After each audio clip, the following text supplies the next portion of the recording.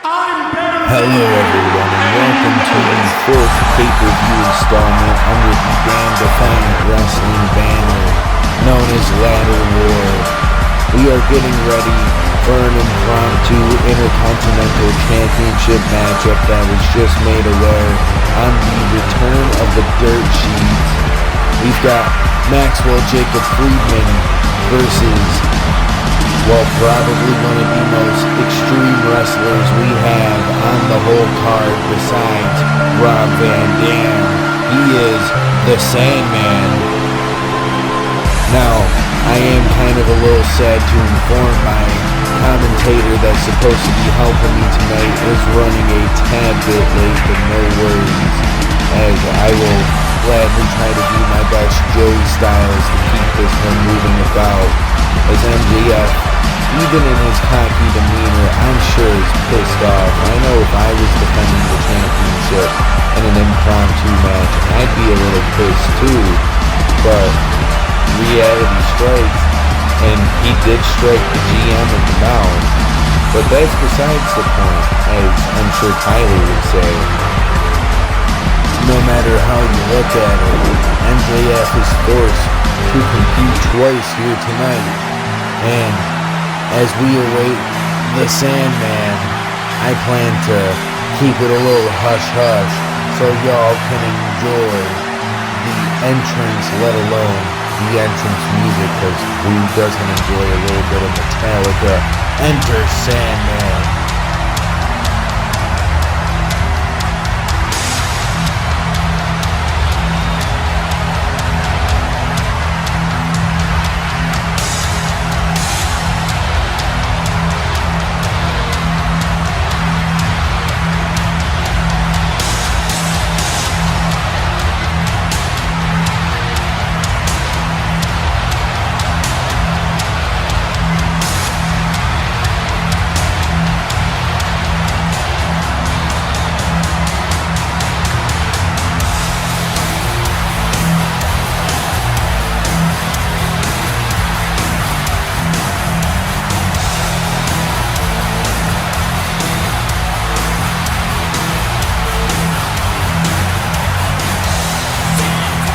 Well, as Sandman cracks that spear over his head, he looks hella determined to take that Intercontinental Championship home and take it away from that prick in the ring known as Maxwell Jacob Friedman, or MJF for short, I guess we can say. And you know, Sandman just throwing it out there, coming out with that kendo stick in hand, or also known as a Singapore cane. He can do a lot of damage with that, especially because it doesn't seem like he's going to be dropping that weapon anytime soon. Maxwell, only thing he has is his championship, and I'm sure he's going to be handing that off here in a minute to referee Jay Stifler, so then we can get this matchup on their way. And he does so, and we are getting ready for this first of many championship bouts here on Ladder War.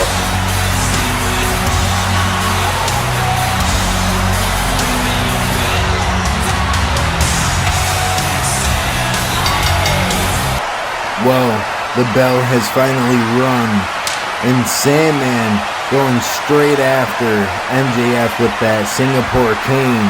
Oh, and Sandman, he goes flying over the top rope just to whack him with it. Oh, and he hits him again.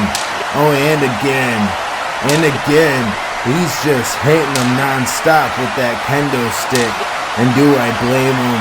Not one bit. As I'd love to get the chance to whack somebody with a Singapore cane. Treat him like a piñata.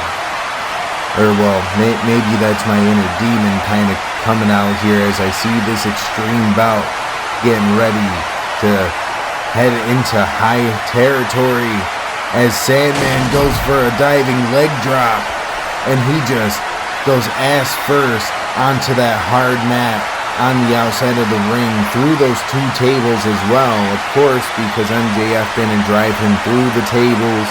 It does not count as a victory here. As Sandman, though, is getting himself up with that kendo stick. MJF, he made a grave mistake with that suicide dive, and he put himself through the ladder.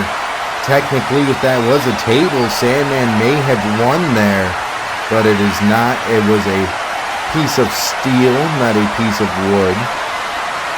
As Sandman is dragging that table next to the ring, I can only imagine what he has in mind for MJF as he's starting to somewhat recover from that mean-ass bump he took from that suicide dive. And Sandman, he's got 2 tables set up on the ring apron and ring barricade. And MJF goes flying out to take him out with another tope suicida. And, he definitely connected pretty well with that one. Both men are getting to their feet, though, relatively quickly. As MJF is sitting here trying to talk hellish shit here in front of the commentary table, and it doesn't matter because Sandman hits him with a beautiful Hurricane Rana and sends him flying in front of the steel stairs that lead to the arena, and MJF taking a dirty tactic here and hitting Sandman with a low blow, and technically it is completely legal, but definitely not the smartest thing to do, I'd say, because he might have just pissed Sandman off realistically, and if he recovers in time,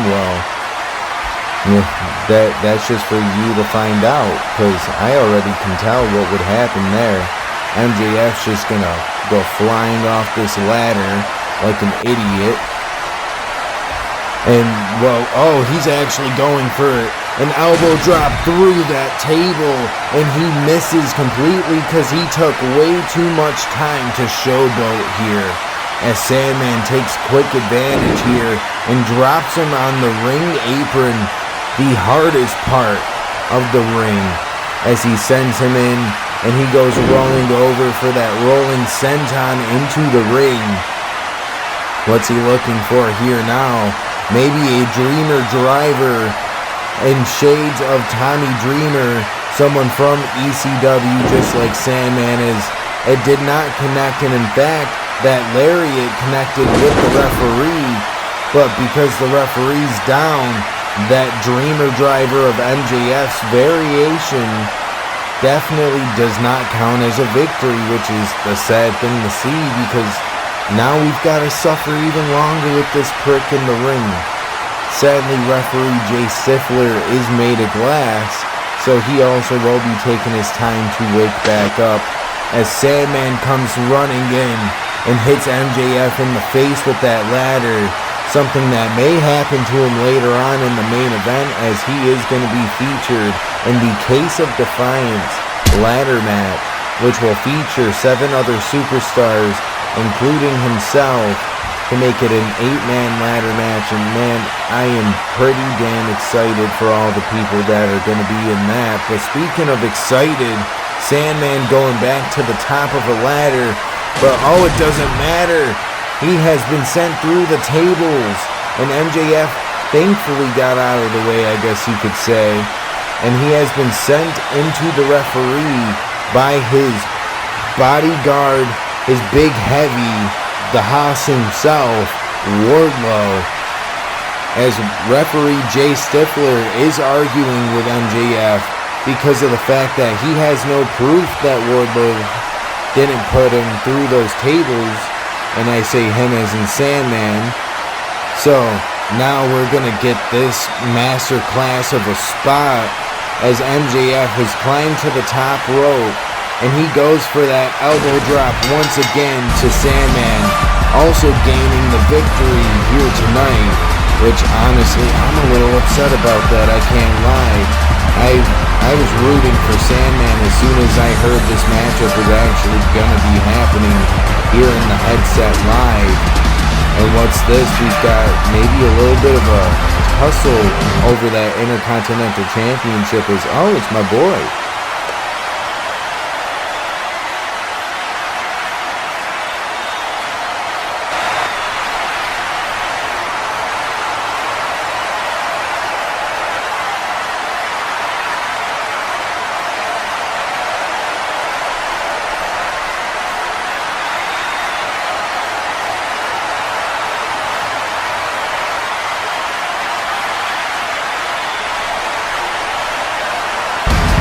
what a set of words from both Wardlow and MJF, and I'm excited to see the surprise come episode 13.